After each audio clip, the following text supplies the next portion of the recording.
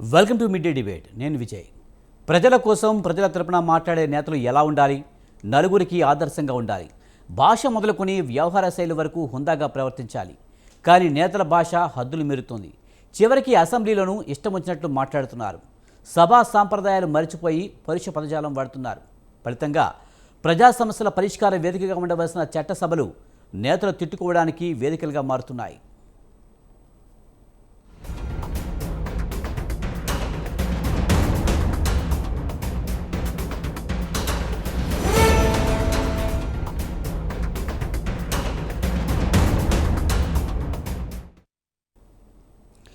AP అసెంబ్లీలో MLA Balakrishna hot comments వేడిని రాజేస్తున్నాయి. అటు టీడీపీ వైసీపీ నేతల మధ్య మాటల యుద్ధం కొనసాగుతుంది. జగన్ సైకో అని సంబోధించడంతో వైసీపీ నేతలు కూడా కౌంటర్ అటాక్ చేస్తున్నారు. బాలకృష్ణ అందరికంటే సైకో అని, తనకు మెంటల్ సర్టిఫికేట్ కూడా ఉందంటూ కూడా అనేక విమర్శలు చేస్తూ ఉన్నారు.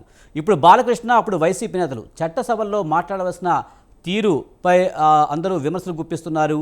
అధికారంలో ఉంటే ఏమైనా మాట్లాడవచ్చా? ఇదంతా అవగాహన లేమా, లేకపోతే ఇదే రాజకీయం అనుకుంటున్నారా? దీనికి సంబంధించి మనతో మాట్లాడేందుకు మన్నెం కోటేశ్వరరావు గారు విశ్లేషకులు, అలాగే కృష్ణాంజనేయులు గారు విశ్లేషకులు మనతో ఉన్నారు. వారితో మాట్లాడదాం. ముందుగా మన్నెం కోటేశ్వరరావు గారు, నమస్తే అండి. నమస్తే సార్, బాలకృష్ణ సైకో కామెంట్స్ హాట్గా నడుస్తుంది. చట్టసభల్లో మాట్లాడాల్సిన విధానం ఇది కాదు అంటూ కూడా అనేక విమర్శలు వెల్లువెత్తుతున్నాయి. గతంలో కూడా మనం చూసాము, వైసీపీ నేతలు కూడా ఇదే విధంగా చట్టసభల్లో మాట్లాడిన తీరు చూసాం. ఇప్పుడు బాలకృష్ణ అసలు చట్టసభల్లో వ్యవహరించవలసిన పద్ధతిగా వ్యవహరించవలసిన నాయకులు ఇలా వ్యవహరించడాన్ని ఎలా చూడాలి? ఇప్పుడు గతంలో వైసీపీ నాయకులు, సభ్యులు కావచ్చు, లేదా వైసీపీ నాయకుడిగా ఉన్నటువంటి జగన్మోహన్ రెడ్డి గారు కావచ్చు, వివిధ సందర్భాల్లో వాళ్ళు వాడినటువంటి భాష, అసెంబ్లీ లోపల కావచ్చు, అసెంబ్లీ బయట కావచ్చు, లేదా వాళ్ళ హావభావాలు, వీటన్నిటిని కూడా ఎవ్వరు కూడా హర్షించలేదు. అనేక సందర్భాల్లో నాతో సహా అనేక మంది ఆ విధమైనటువంటి ప్రవర్తన సరికాదు అనేటువంటి విమర్శ చేసినటువంటి వాళ్ళని. మరి 5 సంవత్సరాల పాటు అదే జగన్మోహన్ రెడ్డి గారిని లేదా అదే వైసీపీ నేతల యొక్క తీరుతెన్నుల్ని విమర్శించినటువంటి వాళ్ళు మరి తమ యొక్క ప్రత్యేకత ఏమిటి అనేటువంటిది కూడా నిరూపించుకోవాల్సినటువంటి బాధ్యత ఉన్నది.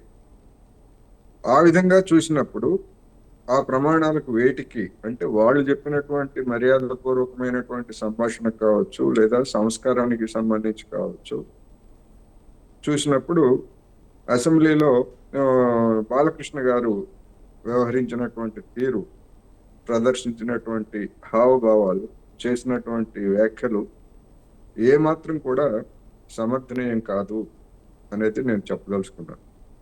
విమర్శల చేయదలుచుకుంటే విమర్శ చేయడానికి అన్ని హక్కులు ఉంటాయి. సీనియర్ సభ్యుడా, జూనియర్ సభ్యుడా అని కాదు. బాలకృష్ణ సీనియర్ సభ్యుడి కిందనే లెక్క. ఆయన ఎప్పటి నుంచో ఉన్నారు. 3 సార్లు ఎమ్మెల్యేగా ఎన్నికయ్యారు. ఎస్, ఆయన సీనియర్ సభ్యుడే.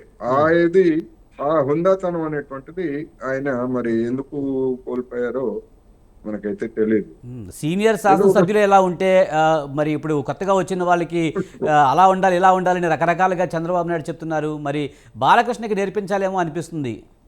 ఎస్, అదే చెప్తున్నా. ఇప్పుడు ఆ విధమైనటువంటి ట్రైనింగ్ లేకపోతే కౌన్సిలింగ్ అనేటువంటిది మరి బాలకృష్ణ గారికి ఇవ్వాల్సినటువంటి అవసరం ఉంది.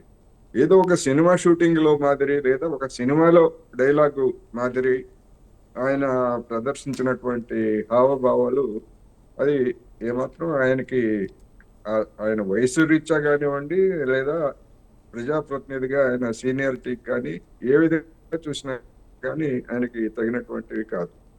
అందుకని రెండోది, అన్నిటికంటే ముఖ్యమైనది ఏంటంటే సభలో లేనటువంటి వాళ్ళ ప్రస్తావన తేవడం అనేటువంటిది సభా సాంప్రదాయం కాదు, నిబంధనలకు కూడా విరుద్ధం.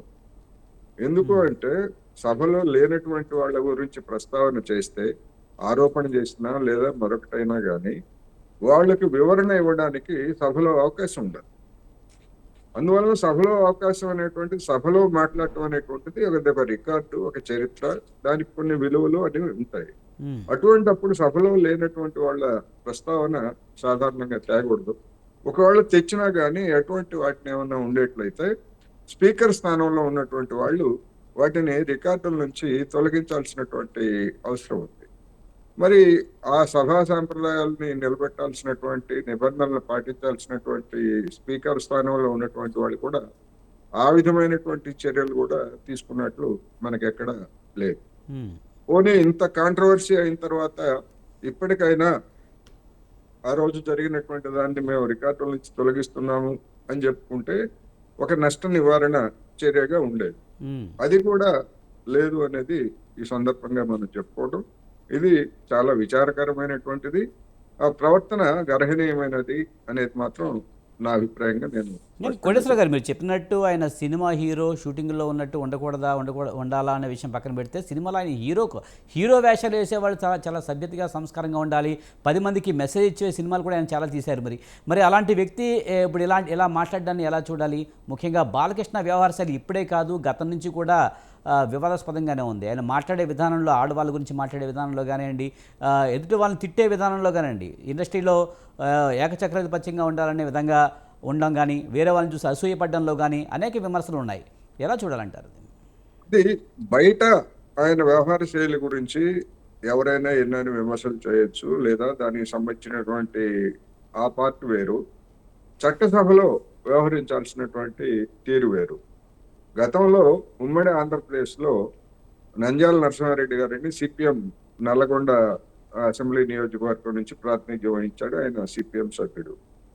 ఆయన జేబుల్లో చేతులు పెట్టుకొని అదేవిధంగా స్పీకర్ వైపు వేలు చూపిస్తూ మాట్లాడారు.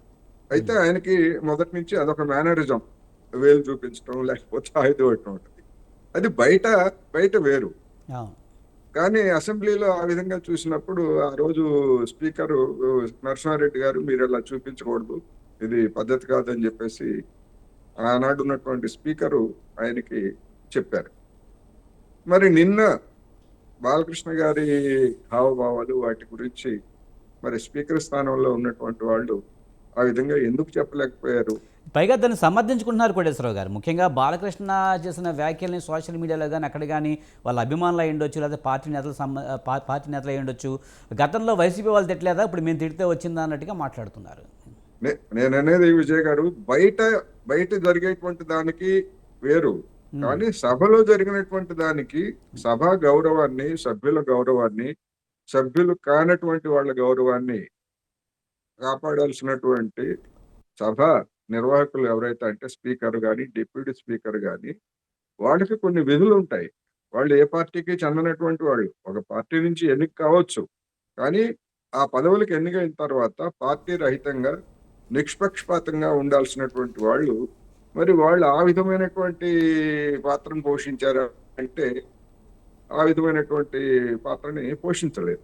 అందుకని బయట జరిగేటువంటి దాని మీద ఎవరైనా మాట్లాడుకోవచ్చు, ఎవరైనా కానీ ఒకవేళ అది స్మృతిమిచ్చేట్లయితే ఇప్పుడు తెలుగుదేశం ప్రభుత్వమే ట్రోలింగ్ గురించి లేకపోతే కామెంట్ల గురించి కేసులు పెడుతున్నారు, అరెస్టులు చేస్తున్నారు, అది వేరే కథ. కానీ అసెంబ్లీలో మాట్లాడినటువంటి తీరు, ప్రదర్శించినటువంటి హావభావాలు వాటి గురించి ఎవరు అదుపు చేయాలి? సభా నాయకుడైనా అదుపు చేయాలి. చంద్రబాబు నాయుడు గారైనా మా బాలకృష్ణ గారు వ్యవహరించినటువంటి తీరు సరైనది కాదు అని చెప్పేసి ఆయనైనా చెప్పాలి. ఆయన చెప్పలేదు, లేదా స్పీకర్ స్థానంలో ఉన్నటువంటి వాళ్ళైనా కూడా చెప్పలేదు. మరి ఇంకెవరు విలువల్ని, సాంప్రదాయాలని, నిబంధనల్ని పాటించాల్సింది ఎవరికి వీళ్ళు సుభాషితాలు చెప్తారు బయటకు వచ్చి? ఇది ఇవాళ ఉన్నటువంటి సమస్య.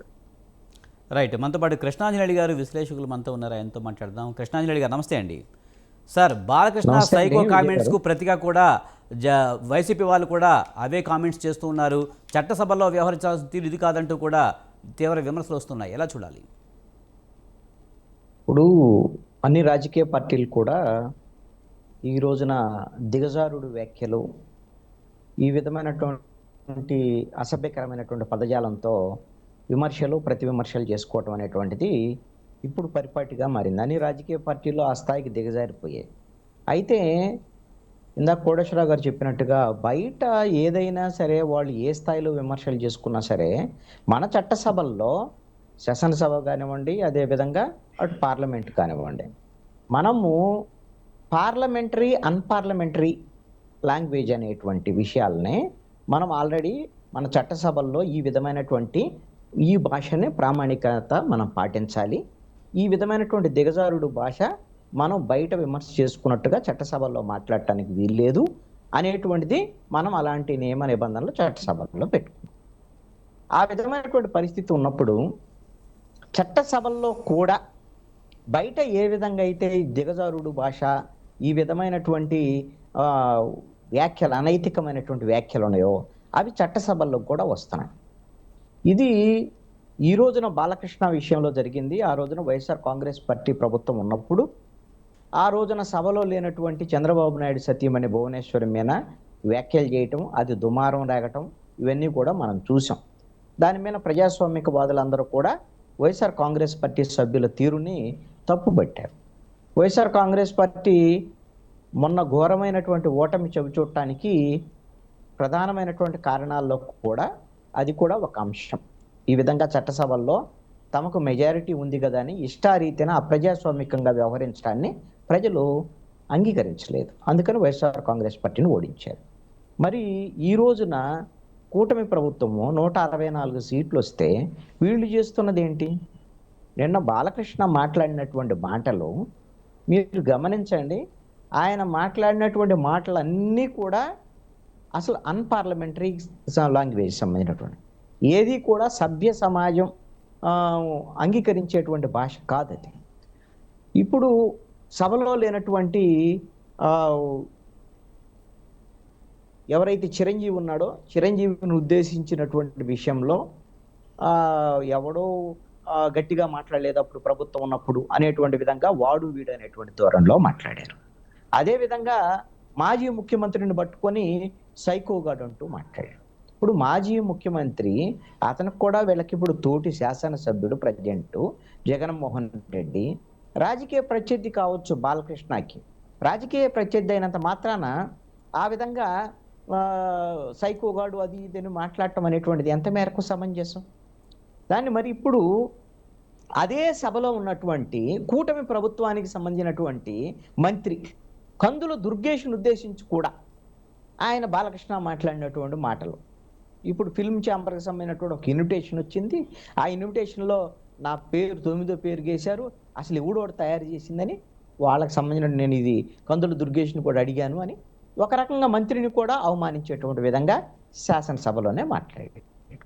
ఇన్ని రకాల పొరపాట్లు, తప్పుడు భాష అన్నీ ఉపయోగించినటువంటి సమయంలో, ఆ సమయంలో ముఖ్యమంత్రి చంద్రబాబు నాయుడు సభలోనే ఉన్నాడు. బాలకృష్ణ మాట్లాడిన తర్వాత వేరొక అంశమయ్యి చంద్రబాబు నాయుడే మాట్లాడాడు. చంద్రబాబు నాయుడు సభలో ఉన్నాడు. మరి ఆయన నాలుగోసారి ముఖ్యమంత్రి. ఇప్పుడు మరి ఆయన మొన్న సభలో జరిగినటువంటి తన కుటుంబీకుల మీద మాట్లాడినటువంటి మాటలకి తీవ్రమైనటువంటి ఆవేదన చెంది కన్నీటి పర్వంతమయ్యాడు. ఆ రోజున ప్రెస్ మీట్లు పెట్టి ఏడ్చాడు. తప్పని కూడా అందరం కూడా ప్రజాస్వామికవాదులు అందరూ తప్పే అన్నారు వైఎస్ఆర్ కాంగ్రెస్ పార్టీ వ్యవహార శైలి. మరి ఇప్పుడు ఈ రోజున అసలు ఆ సభలో ఉన్నటువంటి చంద్రబాబు నాయుడు బాలకృష్ణ మాట్లాడింది తప్పు అని అనకపోవచ్చు. కనీసం మనము వైఎస్ఆర్ కాంగ్రెస్ పార్టీ తరహాలో దిగజారుడు భాష వాడటం కరెక్ట్ కాదు, ఈ సభను హుందాగా మనం నడిపిద్దాము అని కనీసంగా ఆ విధమైనటువంటి పొరపాటుని సరిదిద్దేటువంటి ప్రయత్నం కూడా చంద్రబాబు నాయుడు చేయలేదు.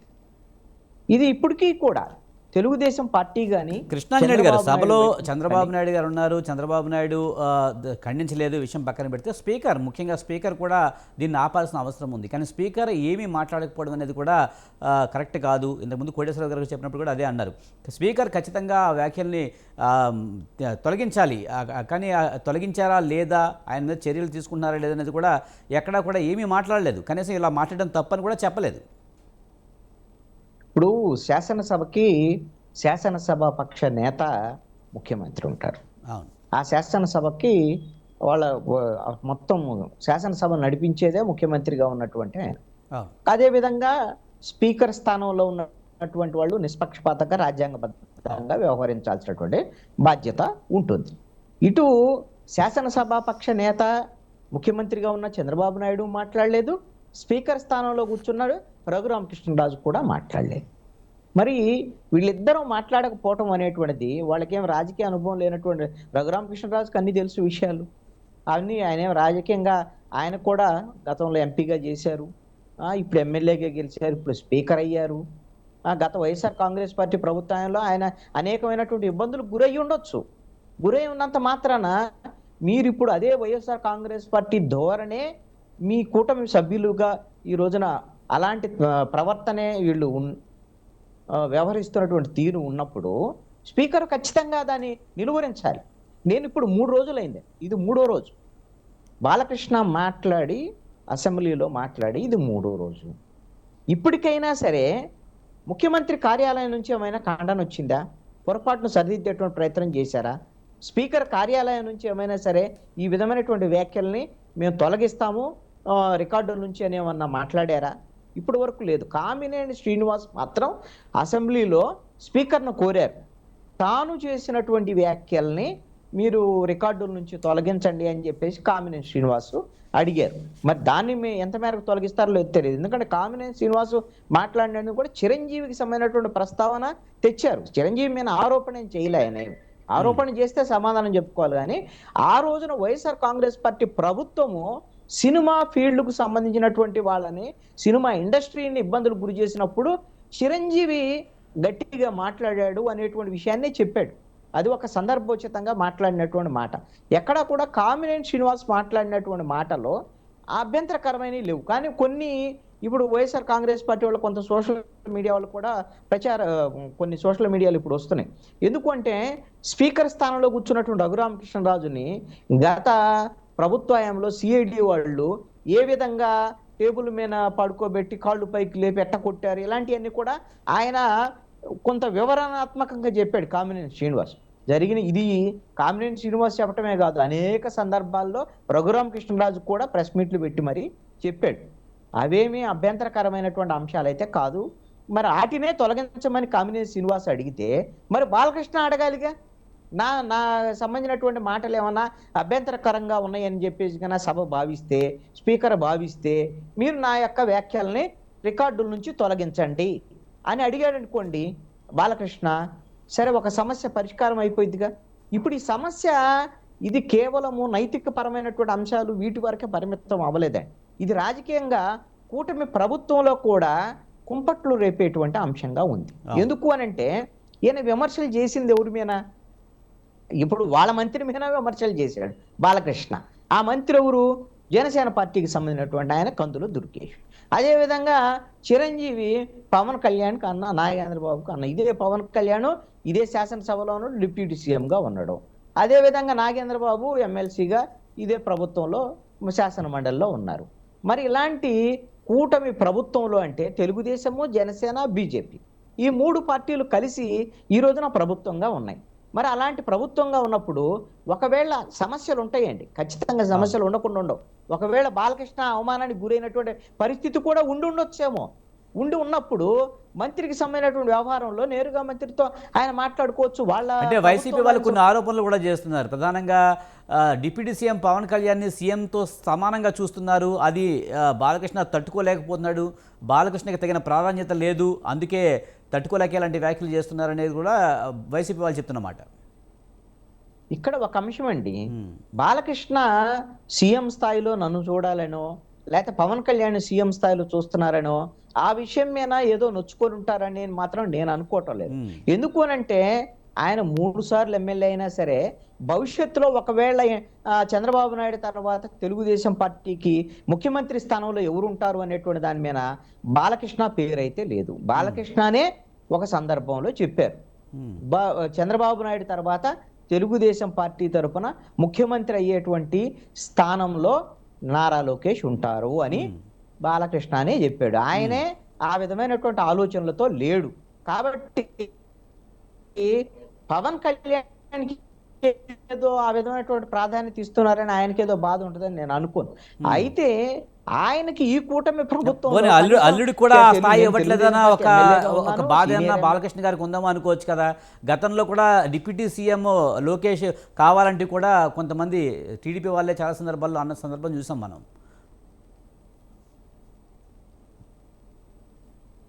అయితే విజయ్ గారు ఒక మాట, కూటమి మొట్టమొదటి నెలల్లో అంటే ఒక 6 నెలల లోపులో తెలుగుదేశము అదే ముఖ్యమంత్రిగా ఉన్నటువంటి చంద్రబాబు నాయుడు ఆ తర్వాత స్థానంలో పవన్ కళ్యాణ్కి అత్యధిక ప్రాధాన్యత ఇచ్చినటువంటి మాట వాస్తవం. కానీ మీరు ఇటీవల కాలం తర్వాత కొన్ని సందర్భాల్లో సీఎం కన్నా ఎక్కువగా నారా లోకేష్ కు ప్రాధాన్యత ఈ ప్రభుత్వం ఇస్తోంది. నారా లోకేష్ ప్రయారిటీని పెంచుతోంది. మీరు గమనించండి. అవును.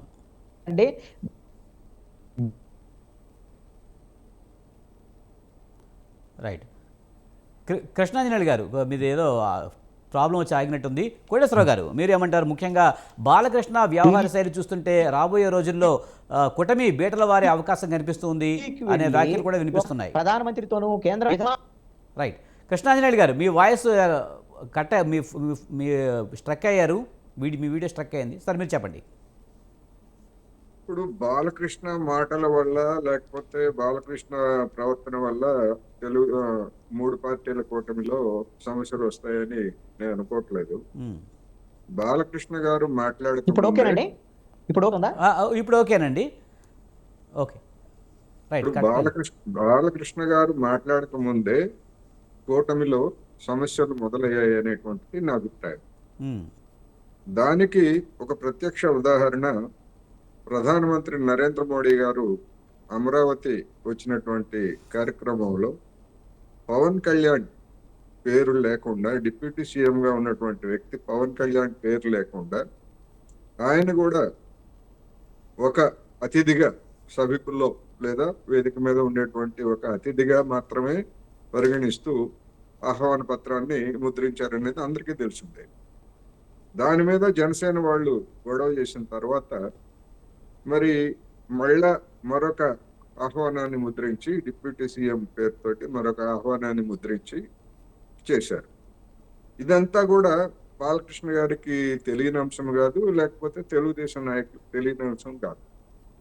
తన పేరు 9వదిగా వేశారు, ఎవడవాడు అన్న పద్ధతిలో మాట్లాడినటువంటి బాలకృష్ణ గారు మరి డిప్యూటీ సీఎంగా ఉన్నటువంటి పవన్ కళ్యాణ్ పేరు లేకుండా ఒక ప్రధానమైనటువంటి కార్యక్రమానికి ఆహ్వానం ముద్రించారంటే మరి అప్పుడు అడగలేదే, ఎవడు వాడు డిప్యూటీ సీఎంని ఈ విధంగా అవమానించింది, పేరు లేకుండా చేసింది అనేటువంటి మాట బాలకృష్ణ నోట ఆ రోజు కూడా వచ్చి ఉంటే అదొక తీరు. కానీ మరి అప్పుడేమి బాలకృష్ణ కానీ లేకపోతే తెలుగుదేశం పార్టీ కానీ దాని గురించి ఏమి అంత తేలిపుట్టిన దొంగలాగా మౌనంగా ఉన్నారు. నష్ట నివారణ చర్యగా మరొక కార్డును ముద్రించి సరిచేశారు తప్ప లేదు.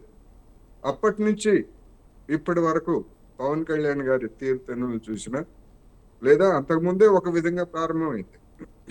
ఎప్పుడు హోమ్ మినిస్టర్ అనిత గారి మీద చేసినటువంటి కామెంట్స్ దగ్గర నుంచి మనం కనుక చూసేట్లయితే, తర్వాత సీజ్ ద షిప్ పేరుతోటి కాకినాడ రేవులో పవన్ కళ్యాణ్ చేసినటువంటి హడావుడి, ఇవన్నీ చూసిన తర్వాత పవన్ కళ్యాణ్ గారిని తోకలు కత్తిరించే విధంగా తెలుగుదేశం పార్టీ వ్యవహరిస్తూ ఉంది అనేటువంటిది బయట ఉన్నటువంటి జనాలందరికీ తెలిసిందే.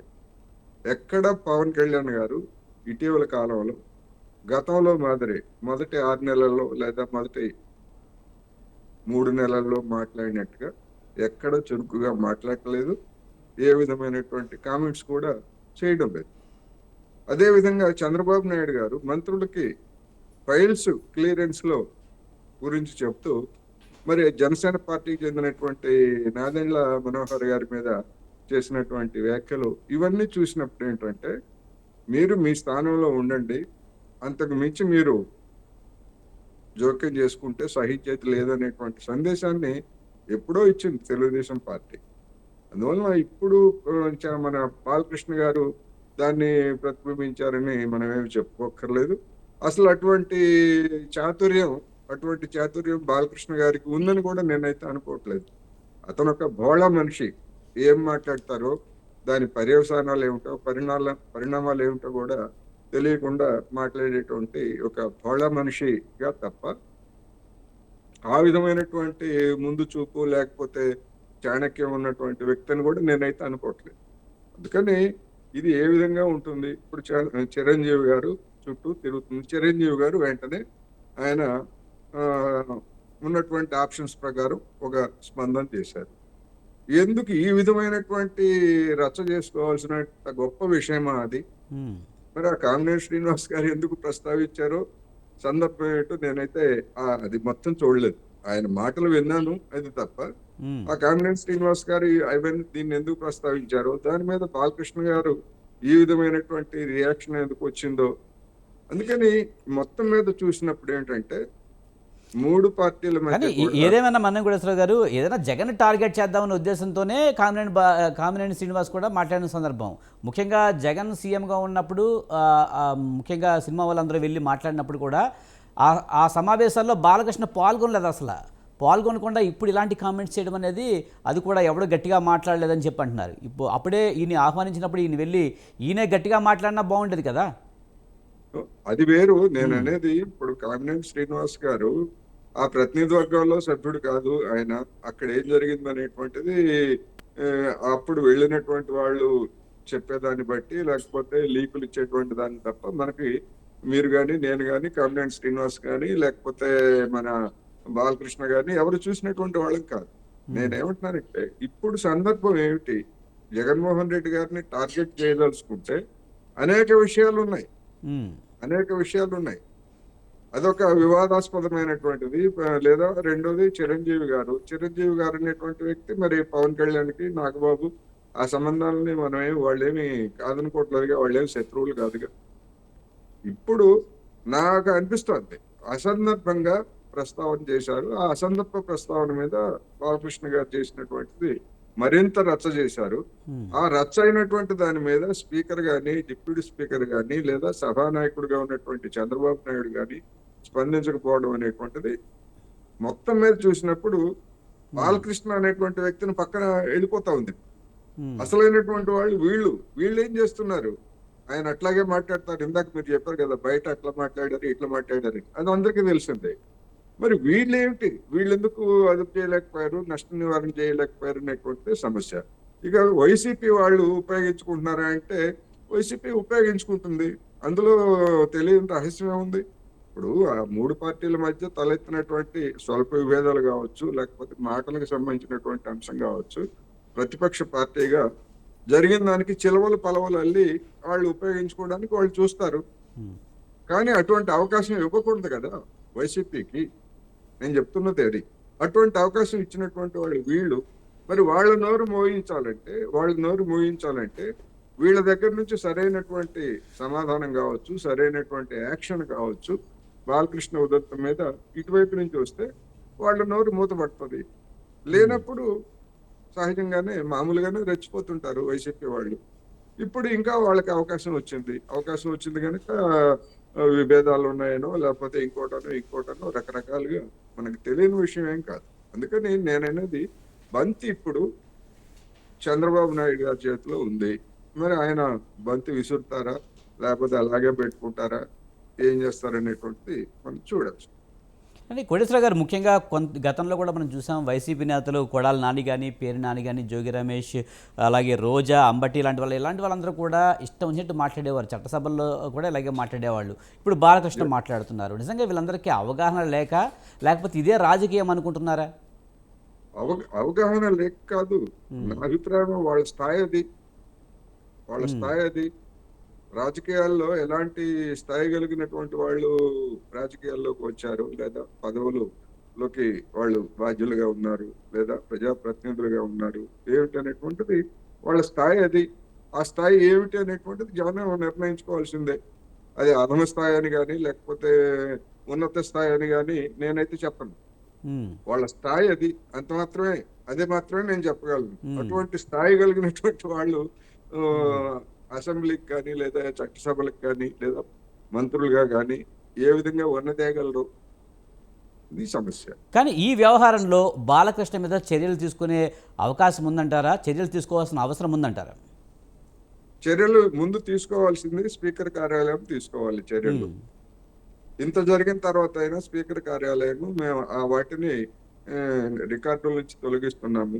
అయితే ప్రత్యక్ష ప్రసారం జరిగింది కనుక రికార్డుల నుంచి తొలగించిన అఫీషియల్ రికార్డ్స్ లో ఉండదు తప్ప, జనం దృష్టిలో, మీడియా దృష్టిలో అన్నింటిలో ఉంటుంది అది. కానీ ఒక నిబంధనలు ఉన్నాయి కదా, సభ రికార్డుల నుంచి తొలగించడం అంటే భవిష్యత్ తరాల వాళ్ళకి దానికి సంబంధించినటువంటి ఏ విధమైనటువంటి అందుబాటులో ఉండకూడదు.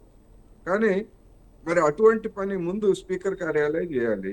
స్పీకర్ కార్యాలయం ఆ విధమైనటువంటి చర్య తీసుకునేటువంటి స్థితిలో ఉందా? ఉన్నట్టు కనపట్లేదు ఇప్పటి వరకు.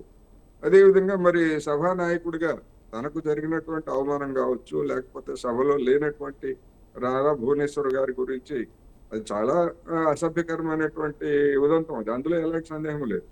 మరి ఇప్పుడు కూడా మరి ఆ విధంగా సభలో లేనటువంటి వాళ్ళ ప్రస్తావన లేదా వాళ్ళ గురించి కామినేని శ్రీనివాసరావు గారు చేసినటువంటి ప్రస్తావనలో తప్పు మన కృష్ణాంజనేయులు గారు చెప్పినట్టు అది పెద్ద తప్పు కాకపోవచ్చు, దాన్ని పాజిటివ్ గా తీసుకున్నా కానీ దాని మీద బాలకృష్ణ గారి రియాక్షన్ అనేటువంటిది అది చాలా డ్యామేజింగ్ గా ఉంది కదా పరోక్షంగా చిరంజీవి గారికి. అందుకని మరి అటువంటి రాబోయేటువంటి రోజుల్లో చిరంజీవి అంటే అందరికీ తెలుసు, ఆయన యొక్క స్థానం ఏమిటి, జనంలో ఆయన స్థానం ఏంటి, లేకపోతే రాజకీయంగా ఆయన స్థానం ఏంటి అనేటువంటి అందరికీ తెలుసు. అనేక మంది మనోభావాలు గాయపడటం కూడా వాళ్ళందరికీ తెలుసు ఈ ఉదంతంలో. మరి చంద్రబాబు నాయుడు గారు నష్ట నివారణ కావచ్చు లేదా సంస్కారవంతమైనటువంటి ప్రవర్తన గురించి అనేక సార్లు ఆయన చెప్తుంటారు కదా చంద్రబాబు నాయుడు గారు. మరి ఏమి చేశారు అనేటువంటిది ఒకటి. మొత్తం మీద చూసినప్పుడు ఏంటంటే సంస్కారవంతమైన సబ్బులు అనేటువంటి అడ్వర్టైజ్మెంట్ వస్తుంది కదా, అలాంటి సబ్బులు టన్నుల కొద్దీ ఇచ్చినా కానీ ఆ విధమైనటువంటిది చట్టసభల్లో ఉన్నటువంటి వాళ్ళకి, బయట మాట్లాడేటువంటి వాళ్ళకి ఆ సబ్బులు ఏమాత్రం సరిపోవు అనేటువంటిది ఈ ఉదంతాలతోటి మనకి స్పష్టం అవుతా ఉంది. దీనిలో గతంలో వైసీపీ వాళ్ళు ఏమీ తక్కువ తినలేదు. ఇప్పుడు దానికి కౌంటర్గా దానికి బదులు కంటికి కన్ను పంటికి పన్ను అన్నట్టుగా ఇప్పుడు తీర్చుకుంటున్నట్టుగా కనిపిస్తా ఉంది.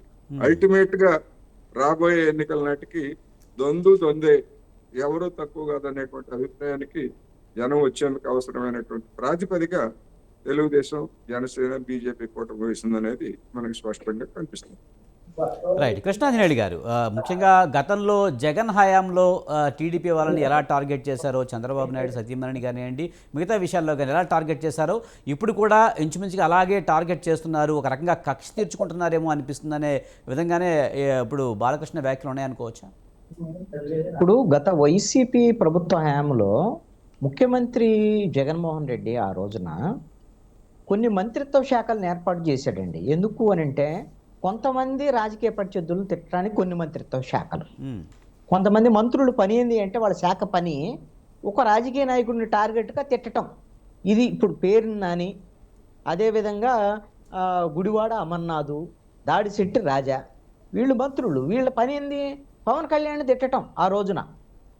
ఆ విధంగా అదేవిధంగా జోగి రమేష్ లేకపోతే మిగతా వాళ్ళు రోజా, అంబటి, వీళ్ళందరూ కూడా చంద్రబాబు నాయుడు తిట్టడం. అదేవిధంగా కొడాలి నాని, వల్లభనేని వంశీ, వీళ్ళ పని ఏంది చంద్రబాబు నాయుడిని, నారా లోకేష్ని తిట్టడం. ఈ విధంగా ఏకంగా తిట్టడానికే మంత్రిత్వ శాఖలు ఏర్పాటు చేశాడు, ప్రోత్సహించాడు. ఆ విధంగా తిట్టడమే పనిగా వాళ్ళకి అప్పు చెప్పినప్పుడు ఏం చేయాలి ఇంకోళ్ళు? మరి వాళ్ళ నాయకుడి మెప్పు పొందడం కోసం ఎంత ఎక్కువ తిడితే అన్ని మార్కులు పడతాయి ముఖ్యమంత్రి జగన్మోహన్ రెడ్డి దగ్గర అని ఆ రోజున తిట్టారు.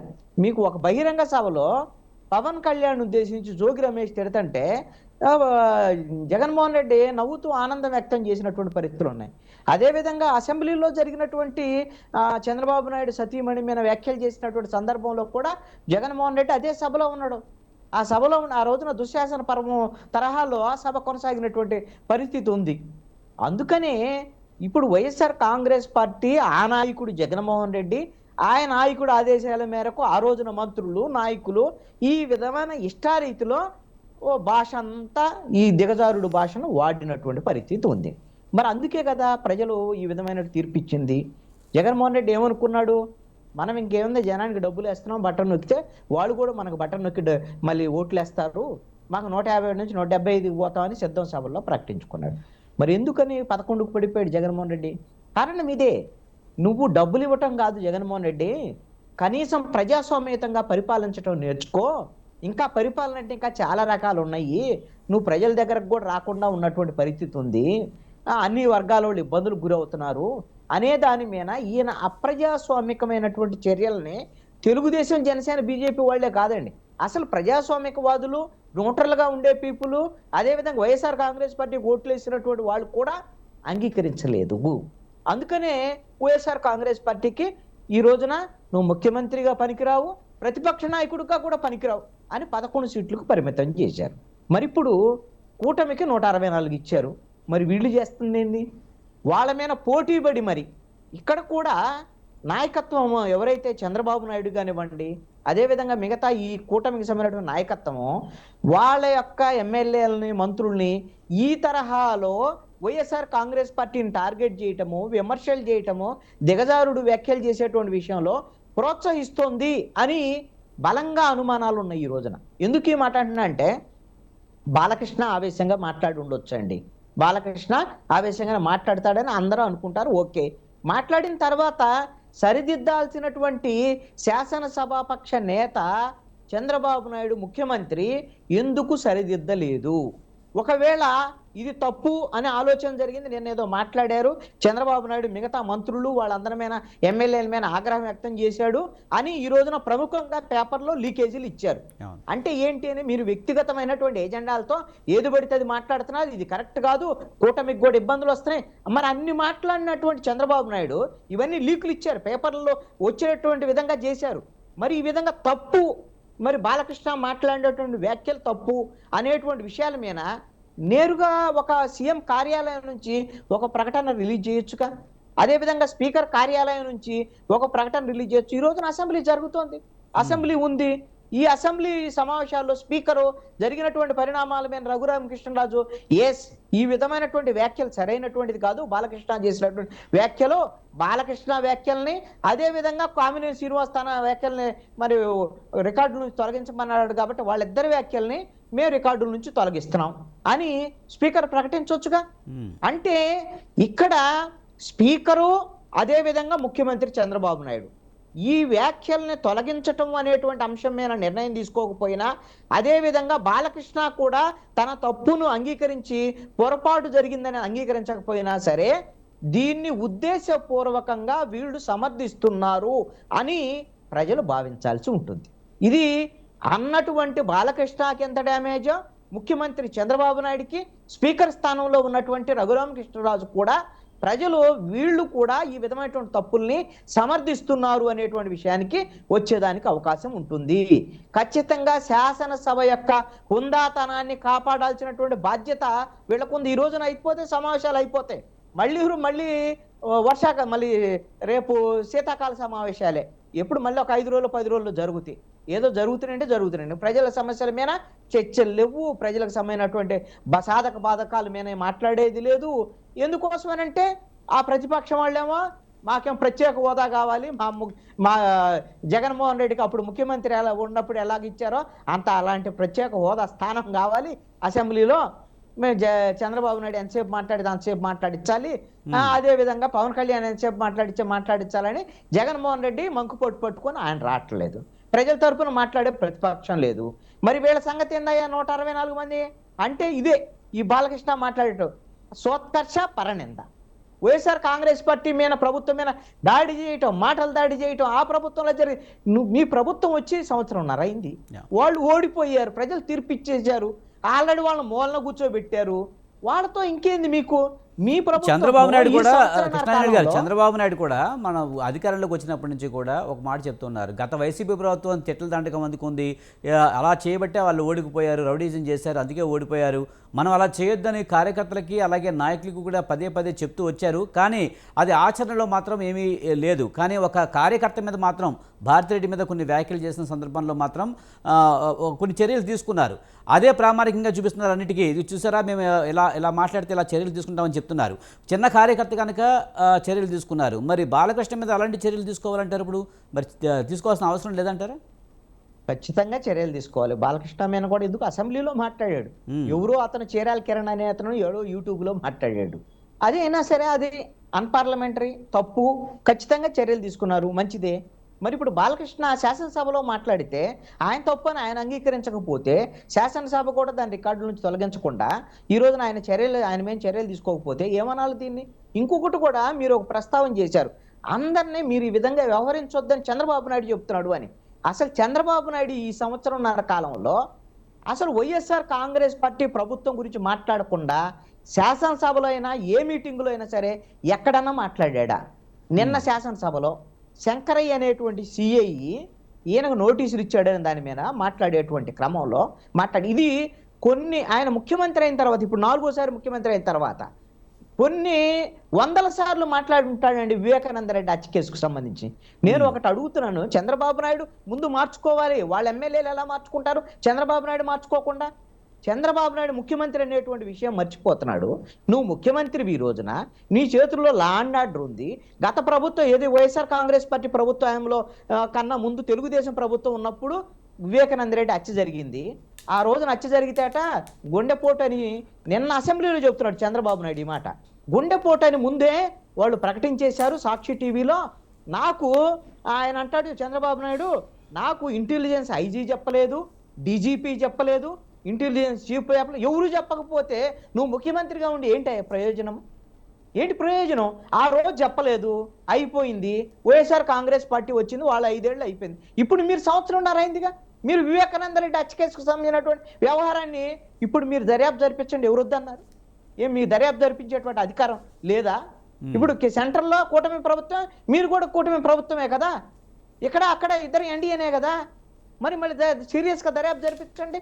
మరి దర్యాప్తు జరిపించకుండా ఆ రోజు నేను మోసపోయాను అని నువ్వు మోసపోయావు, నేను మళ్ళీ ముఖ్యమంత్రి ఇచ్చారు. మరి ఇప్పుడు నువ్వు చర్యలు చేపట్టు. ఎవరు ఆ రోజున శంకరయ్యతో పాటు ఎవరెవరు తప్పులు చేశారో, ఆ హత్యకు సంబంధించినటువంటి బాధ్యులు ఎవరో అసలైనటువంటి దర్యాప్తు జరిపి వాళ్ళ మేము చర్యలు తీసుకోండి. సంవత్సరం నుంచి చెప్పిందే చెబుతున్నాడండి చంద్రబాబు నాయుడు వివేకానంద రెడ్డి హత్య కేసుకు సంబంధించి. అసలు ముఖ్యమంత్రి అనేటువంటి విషయం మర్చిపోతున్నాడు. అరే జగన్మోహన్ రెడ్డి అది చేసాడు, గంజాయి ఏదంటే మీరు సంవత్సరంన్నర అయింది. గంజాయి సంగతి ఏంటి? గంజాయికి సంబంధించినటువంటి ఏమైనా గంజాయి అక్రమ రవాణాన్ని నిలుపుదల చేసేటువంటి ప్రయత్నాల్లో మీరు ఎంత మేరకు సక్సెస్ అయ్యారు ఏంటి అనేటువంటిది చెప్పండి. ఇంకా ఎన్నాళ్ళు జపం చేస్తారు? ప్రజలు ఆల్రెడీ తీర్పిచ్చి జగన్మోహన్ రెడ్డిని వైఎస్ఆర్ కాంగ్రెస్ పార్టీని వీళ్ళు పనికిరారు పాలనకని ప్రజలు తీర్పిచ్చేసిన తర్వాత ఇంకా వాళ్ళని పట్టుకొని ఎన్నాళ్ళు వేళ్లాడతారు? మళ్ళీ ఇంకోటి కూడా చెప్తాడు, నేను కక్ష సాధింపు చర్యలకు పాల్పడను, నేను అక్రమ కేసులు పెట్టను. నువ్వు కక్ష సాధింపేంది, అక్రమ కేసులు ఏంది? తప్పు చేశారని నువ్వు 5 ఏళ్ళు చెబుతావు ప్రతిపక్షంలో ఉన్నప్పుడు. ఇప్పుడు ముఖ్యమంత్రి అయి సంవత్సరం ఉన్న తర్వాత కూడా ఇంకా నువ్వు ఎన్నాళ్ళు చెప్తావు? వాళ్ళ మీద కేసులు పెట్టి అక్రమ మొత్తం ఏదైతే అక్రమాలు ఉన్నాయో, మీరు మద్యం కేసు దగ్గర నుంచి, ఇసుక దగ్గర నుంచి, మైన్స్ దగ్గర నుంచి, భూముల కుంభకోణాల దగ్గర నుంచి, మీరు ఇదే చంద్రబాబు నాయుడు మొట్టమొదటి అసెంబ్లీ సమావేశాల్లో 7 వైట్ పేపర్స్ రిలీజ్ చేశాడు వైఎస్ఆర్ కాంగ్రెస్ పార్టీ ప్రభుత్వంలో జరిగినటువంటి కుంభకోణాల మీద. ఏమి చర్యలే? మీ కేసులు ఎక్కడున్నాయి? ఎక్కడ ఎవరు కీలకమైనటువంటి వాళ్ళని అరెస్ట్ చేసినటువంటి పరిస్థితులు ఉన్నాయి? అదేమనంటే మేము కక్ష సాధింపుకు పాల్పడండి. నీ కక్ష సాధింపు గురించి ఎవరు మాట్లాడారు? తప్పు చేసినటువంటి వాళ్ళని నువ్వు వక్కస్ పలుకుతున్నావా అని ఈ రోజున ప్రజలు అడుగుతున్నారు. ఎందుకు నువ్వు చర్యలు తీసుకోవట్లేదని? ఎందుకు చర్యలు తీసుకోవట్లేదు అని అంటే మీరు ఒక అంశాన్ని గమనించండి. ఆ రోజున ఆదానీతో కలిసి జగన్మోహన్ రెడ్డి అనేకమైనటువంటి అక్రమాలు చేసి లంచాలు తీసుకొని ప్రజల మీద భారాలు వేసేటువంటి 1,30,000 కోట్ల రూపాయలు విద్యుత్ భారాలు వేసేటువంటి ఒప్పందాలు చేసుకున్నాడు. ఇదే చంద్రబాబు నాయుడు, పయ్యావులు కేశవు వీళ్ళు కోర్టులో కేసులు వేసి పోరాటాలు చేసినటువంటి వాళ్ళు. మరి ఇప్పుడు ఏమైంది? ముఖ్యమంత్రి అయ్యాడు చంద్రబాబు నాయుడు. అదే ఆదానీతో మరి ఆ విధమైనటువంటి సెక్కితో జరిగినటువంటి ఒప్పందాలని రద్దు చేసుకోలేదు. అదే ఆదానికి మొత్తము బీచ్ శాండ్ కాంట్రాక్టు, ఆ కాంట్రాక్ట్, ఈ కాంట్రాక్ట్, మళ్ళీ ఆదానికి మొత్తం కాంట్రాక్టు కట్టబెడుతున్నాయి. అంటే వైఎస్ఆర్ కాంగ్రెస్ పార్టీ ఉన్నప్పుడు జగన్మోహన్ రెడ్డికి కుంభకోణాలు పాల్పడటానికి ఆదాని వీళ్ళిద్దరు కలిసి కుంభకోణాలు చేశారంటే ఇప్పుడు మీరు ఆదానితో కలిసి మీరు కుంభకోణాలు చేస్తున్నారు. ఇదే కదా మీరు చేసేది? అంటే జగన్మోహన్ రెడ్డి మీద కేవలం మాటల వరకే పరిమితం అవుతారా? చర్యలు తీసుకుంటారా? తీసుకోరా? జగన్మోహన్ ఇప్పుడు మీరు ఎమ్మెల్యేలు తీరు కాదు మార్చుకోవాల్సింది, చంద్రబాబు నాయుడు తీరు మార్చుకోవాలి. కేవలము గత ప్రభుత్వం మీద విమర్శలకే పరిమితం కావద్దు. తప్పులు చేసినటువంటి వాళ్ళ మీద కేసులు పెట్టండి, జైలుకు పంపండి అంతే తప్ప ముచ్చట చెప్పేటువంటి ప్రయత్నం చెయ్యొద్దు. ఇది మీడియాలో కేవలము వాళ్ళ మీడియాకి సంబంధించినటువంటి వాళ్ళకి పేపర్లో రోజు వార్తలు రాసుకోవడానికి, అదిగో జగన్మోహన్ ప్రభుత్వంలో అది జరిగింది, కుంభకోణం జరిగింది, ఆ దేశాలకు డబ్బులు పంపించారు, ఈ దేశాలకు డబ్బులు పంపించారయ్యా, మీ సంవత్సరంన్నర అయింది, దర్యాప్తులు మొదలు పెట్టారు, కొండందు ఎలకనాన్న పడతారా లేదా ఏంటి అది తేల్చండి. ఎన్నాళ్ళు ఊరికే వాళ్ళని తిడుతూ వాళ్ళ మీద విమర్శలు చేస్తూ పబ్బం గడుపుకుంటారు? 5 ఏళ్ల పాటు ఈ విధమైనటువంటి పబ్బం గడుపుకునేటువంటి ప్రయత్నం జరుగుతుందా?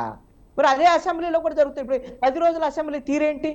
ఏం జరిగింది? అంత మొత్తం వైఎస్ఆర్ కాంగ్రెస్ పార్టీ ప్రభుత్వ హయాంలో జరిగిన ఆ అంశాల మీద మాట్లాడతారు. ఇప్పుడు ఈ ప్రభుత్వంలో జరిగినటువంటి తప్పుల మీద, లేకపోతే ఈ ప్రభుత్వంలో జరిగే పొరపాట్ల మీద, వీటి మీద ఏమైనా చర్చ జరిగిద్దా? ఏమైనా మాట్లాడతారా?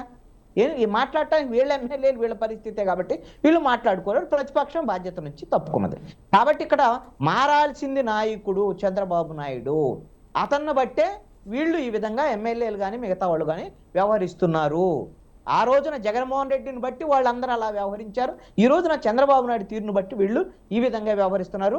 దొందు అనేటువంటిది ఆల్రెడీ ఇప్పటికే ప్రజలకు తెలిసిపోయినటువంటి అంశం. ఇప్పుడు కృష్ణాంజనేయులు గారు ముఖ్యంగా చట్టసభల్లో ప్రతిపక్ష నాయకుల్ని మానసికంగా దెబ్బతీయాలి అన్న ఒక వ్యూహంతోనే అధికార పార్టీ వెళ్తున్నట్టుగా కనిపిస్తుంది. గతంలో చంద్రబాబు నాయుడు మీద, సతీమణి మీద చేసిన వ్యాఖ్యలు కానివ్వండి, ఇప్పుడు బాలకృష్ణ చేసిన భారతిరెడ్డి మీద కూడా కొన్ని వ్యాఖ్యలు సోషల్ మీడియాలో చేశారు. ఇలాంటి మాటలకైతే చట్టసభల్ని వేదికగా మార్చుకోవడం ఎంతవరకు కరెక్ట్ అంటారు? ఈ విధమైనటువంటి అనైతికమైనటువంటి చర్యలు, వ్యాఖ్యల్ని ఎవ్వరూ సమర్థించరు. అదేవిధంగా ఇలాంటి వ్యాఖ్యల వల్ల ఏదో మనోస్థైర్యం దెబ్బతింటది అని అంటే అందరూ దిగజారిపోయినటువంటి వాళ్ళే ఉన్నారు ఈ రోజున. ఈ విధమైనటువంటి వ్యాఖ్యలకు ఎవరు మనోస్థైర్యం దెబ్బతింటది అది ఇది అనేది అందరూ దిగజారిపోయి వ్యాఖ్యలు చేసుకుంటున్నారు. ఎవరికి ఎవరు తక్కువ కాదు. ఈ రోజున అందరూ ఇదే దిగజారుడు భాషనే వాడుతున్నటువంటి పరిస్థితులు ఈ రోజున ఉన్నాయి. అలాంటి పరిస్థితి ఉన్నప్పుడు మనం వీళ్ళు ప్రజలు చీకొడుతున్నారు. ఆ విషయాన్ని వీళ్ళు నా రాజకీయ పార్టీలు, రాజకీయ నాయకులు అర్థం చేసుకోవట్లా. ప్రజలైతే అన్ని గమనిస్తున్నారు. ఈ విధమైనటువంటి ధోరణి ఎవరు తప్పు చేస్తున్నారు, ఎవరు ఏ విధమైనటువంటి అనైతికమైనటువంటి చర్యలకు పాల్పడుతున్నారు, అనైతికమైన భాష వాడుతున్నారు అనేటువంటి విషయాన్ని గమనించి ఈ అప్రజాస్వామికమైనటువంటి చర్యల్ని ప్రజలు తీవ్రంగా వ్యతిరేకిస్తున్నారు అనేటువంటిది 2024 ఎన్నికల్లో వైఎస్ఆర్ కాంగ్రెస్ పార్టీ ఘోరమైనటువంటి ఓటమి నుంచి వీళ్ళు రాజకీయ పార్టీలు అర్థం చేసుకోవాలి. ఇప్పుడు కూటమికి కూడా అదే వర్తిస్తుంది. మీరు చేసేటువంటి వ్యవహార శైలి వల్ల మాకు 164 వచ్చినాయి. ఇంకేముంది? ప్రతిసారి చంద్రబాబు నాయుడు చెబుతాడు నేరస్తులు రాజకీయాల్లో ఉండకూడదు, నేరస్తులు రాజకీయాల్లో లేకుండా చేస్తా అంటే జగన్మోహన్ రెడ్డి పార్టీ ఉండకూడదు, జగన్మోహన్ రెడ్డి ఉండకూడదు. ఓకే, మీరు ఓడిపోయినటువంటి పరిస్థితుల్లో ఎవరు వస్తారు? మళ్ళీ జగన్మోహన్ రెడ్డి ఎదురు చూస్తున్నాడు. మీరు ఎలాగో ఫెయిల్ అవుతారు, మళ్ళీ నాకు ముఖ్యమంత్రి స్థానం వద్దని అతను ఎదురు చూసుకుంటా, లెక్కలు వేసుకుంటా, నేను కొద్దిసేపు నిద్ర నటిస్తే చాలు, ఏమంటే అట్లా కళ్ళు మూసుకొని తెరిస్తే మళ్ళీ 5 ఏళ్ళు అయిపోతే మళ్ళీ నేను ముఖ్యమంత్రి అవుతాను, మీ మీద నువ్వేం చర్యలు తీసుకుంటా అని చెప్తున్నాడు. అంటే ఇద్దరు కూడా ఒకళ్ళ మీద ఒకళ్ళు వ్యాఖ్యలు చేసుకోవటం, ఒకళ్ళ మీద ఒకళ్ళు చర్యలు చేసుకోవటం, ఒకళ్ళ మీద ఒకళ్ళు ఈ అనైతికమైనటువంటి ఈ విధమైనటువంటి చర్యలకు పాల్పడుతూ టైం వేస్ట్ చేస్తున్నారు తప్ప నిజమైనటువంటి ప్రజలకు సంబంధించినటువంటి ప్రజాపాలన అందించేటువంటి విషయంలో మాత్రము వీళ్ళు పోటీ పడేటువంటి పరిస్థితిలో లేరు. నేను ఒకటి అడుగుతానండి, ఇప్పుడు శాసనసభల్లో లేకపోతే చట్టసభల్లో ఈ విధమైనటువంటి వైఖరి, ఇలాంటి ధోరణి ఉండటానికి ఇంకొక ప్రధానమైనటువంటి కారణం కూడా ఉంది. ఇది ప్రజలు కూడా గమనించాల్సినటువంటి అవసరం ఉంది అనేటువంటిది నా యొక్క విజ్ఞప్తి. ఇప్పుడు ఏమవుతుంది? వస్తేనేమో వైఎస్ఆర్ కాంగ్రెస్ పార్టీకి 150 సీట్లు ఇచ్చారు.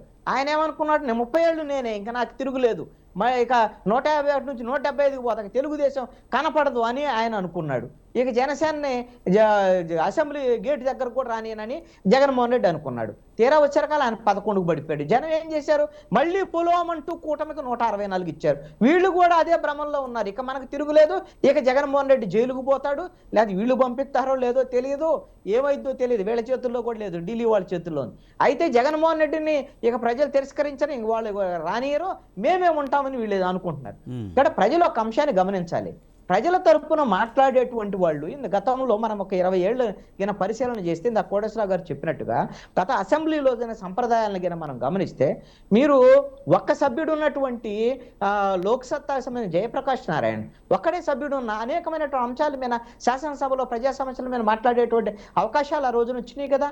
అదేవిధంగా ఎంఐఎం అక్బరుద్దీన్ ఓవైసీ యంగ్స్టర్ అలాంటి వాళ్ళు, అదేవిధంగా సిపిఎం సంబంధించిన నోముల నరసింహయ్య, బీజేపీకి సంబంధించి ఒక్కళ్ళిద్దరు ఎమ్మెల్యేలు ఉన్నప్పుడు కూడా ఇప్పుడు ఇతను కేంద్ర మంత్రిగా ఉన్నటువంటి కిషన్ రెడ్డి ఒక్కడే ఆ రోజున బీజేపీ తరపున ఉండేవాడు అసెంబ్లీలో ఉమ్మడే ఆంధ్రప్రదేశ్లో. అయినా కూడా మంచి ప్రజా సమస్యల మీద మాట్లాడేటువంటి సంప్రదాయం ఉండేది. అయితే ఈ విధంగా అన్ని పార్టీలకి ఎంతో కొంత ప్రాతినిధ్యం ఉండేటువంటి విధంగా చట్టసభల్లో ప్రజల తరపున మాట్లాడేటువంటి పార్టీలకు సంబంధించినటువంటి ప్రతినిధులు చట్టసభలకు వెళ్ళేటువంటి విధంగా ప్రజలకిన బాధ్యత తీసుకోకపోతే ఈ విధమైనటువంటి ధోరణే గెలిస్తే వాళ్ళు, లేదంటే వాళ్ళు ఓడిపోతే వీళ్ళు, ఇక వీళ్ళకే పూర్తి మెజారిటీ ఇచ్చేస్తే వాళ్ళు ఇంకా కళ్ళు నెత్తికెక్కి ఈ రోజున ప్రజా సమస్యల్ని గాలికి వదిలేసేటువంటి పరిస్థితులు ఉంది. కాబట్టి ప్రజలు కూడా గమనించి ప్రజల తరపున మాట్లాడే వాళ్ళు ఎవరు, పోట్లాడేటువంటి వాళ్ళు ఎవరు అనేటువంటి దాని మీద డబ్బు, అదే విధంగా కులము ఇలాంటి ప్రభావాలకు గురి కాకుండా ప్రజా సమస్యల మీద మాట్లాడేవాళ్ళు, ప్రజాసేవకు అంకితమయ్యేటువంటి వాళ్ళని కనీసంగా అక్కడక్కడ కొన్ని నియోజకవర్గాల్లో అయినా పంపించగలిగితే మంచిది అనేటువంటిది ప్రజలు ఒకసారి ఆలోచించాలి అనేది నా సూచన. రైట్. కోటేశ్వరరావు గారు, ముఖ్యంగా బాలకృష్ణ చేసిన వ్యాఖ్యల తర్వాత వైసీపీ వాళ్ళు అంతకు మించి మాట్లాడారు. ముఖ్యంగా బాలకృష్ణని బాలిగాడ్ అన్నారు, మెంటల్గాడ్ అన్నారు, మెంటల్ సర్టిఫికేట్ ఉందన్నారు. అలాగే నువ్వు తాగి వచ్చావు, బ్రీత్ ఎనరైజ్ టెస్ట్ చేయాలి నీకంటూ కూడా రకరకాల మాటలు మాట్లాడారు. అంటే ఈ మాటలన్నీ ఒక మాట అనేటప్పుడు తెలియాలి, ఇన్ని మాటలు వస్తాయన్న విషయం నాయకుడికి తెలియదు అంటారా? తెలుసు, అందరికీ తెలుసు. తెలిసినప్పటికీ విధానాలు అనేటువంటి వాటిని పక్కన పెట్టేసి అధికారం కోసం ఏమైనా తెగించడానికి సిద్ధపడినటువంటి వాళ్ళు ఈ విధమైనటువంటి భాష. అందుకనే కదా గతంలో వైసీపీకి చెందినటువంటి మంత్రులు కావచ్చు, ఎమ్మెల్యేలు కావచ్చు, ఇతర పార్టీ నాయకులు కావచ్చు, వాళ్ళటువంటి భాషని ఎవరు సమర్థించలేదు. ఇప్పుడు దానికి అందుకనే నేను అనుకోవటం రెండు తెలుగు రాష్ట్రాల్లో కూడా ఇక్కడేమో అధికారికంగా ప్రతిపక్ష హోదా ఉన్నప్పటికీ తెలంగాణలో కేసీఆర్ సభకు హాజరు కావడం లేదు. అక్కడ నాకు అధికారికమైనటువంటి ప్రతిపక్ష హోదా ఇవ్వలేదు అని చెప్పేసి జగన్మోహన్ రెడ్డి గారు ఆ పేరుతో ఆయన గైరు హాజరవుతున్నారు. నాకు అనిపించేది ఏంటంటే వీళ్ళు ముఖ్యమంత్రులుగా ఉన్నప్పుడు వ్యవహరించినటువంటి తీరుని ఇప్పుడు అధికారంలో ఉన్నటువంటి పార్టీలు చీల్చి చెండాడుతాయి, వేటాడతాయి చట్టసభల్లో అనేటువంటి భయం ప్రధానంగా వీళ్ళని సభకు హాజరు కాకుండా చేస్తున్నది అనేటువంటిది నా అభిప్రాయం. ఎందుకంటే ఎవరు తక్కువ మాట్లాడలేదు. కేసీఆర్ ప్రతిపక్షాల గురించి సన్నాసులు భాష మామూలుగా కాదు. అదే భాషని ఒకవేళ కేసీఆర్ సభకు కనుక వచ్చేట్లయితే అదే భాషను ఉపయోగించడానికి, అదే భాషలో సమాధానం చెప్పడానికి ఇక్కడ కాంగ్రెస్ కూడా సిద్ధంగా ఉంది. అక్కడ తెలుగుదేశం, జనసేన, బీజేపీ వాళ్ళు కూడా జగన్మోహన్ రెడ్డి గారు కనుక సభలో అడుగుపెట్టేట్లయితే అడుగుపెట్టిన మరుక్షణం నుంచి గతంలో ఆయన వ్యవహరించినటువంటి తీరన్నిటితోటి మొత్తం బదులు తీర్చుకోవడానికి కూడా వాళ్ళు కూడా సిద్ధంగా ఉన్నారు. వాటికి భయపడే వీళ్ళు సభలకు హాజరు కావడం లేదు. ఇది భారతదేశ చరిత్రలోనే కాదు, ఇటువంటి పరిస్థితి బహుశా ప్రపంచంలో ఏ చట్ట సభలో కూడా ఇలాంటి పరిస్థితి ఉండదు.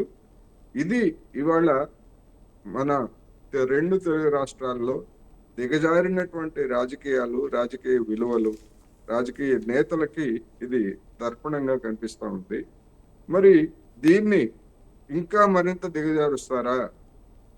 మన కృష్ణాంజనేయులు చెప్పినట్టు జనం పాత్ర ఏమిటి?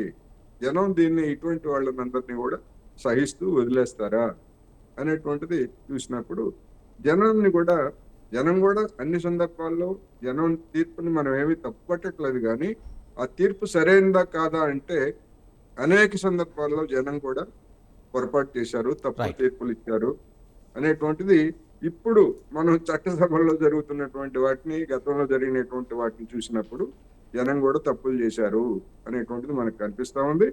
అందరూ వాటిని సరిదిద్దుకోవాలి, పార్టీలు, జనం కూడా సరిదిద్దుకోవాలి అనేదే నేను చివరిగా చెప్పదలుచుకున్నాను. Right. Thank you very much Koteswararao గారు, అలాగే కృష్ణాంజనేయులు గారు, థ్యాంక్ యూ వెరీ మచ్.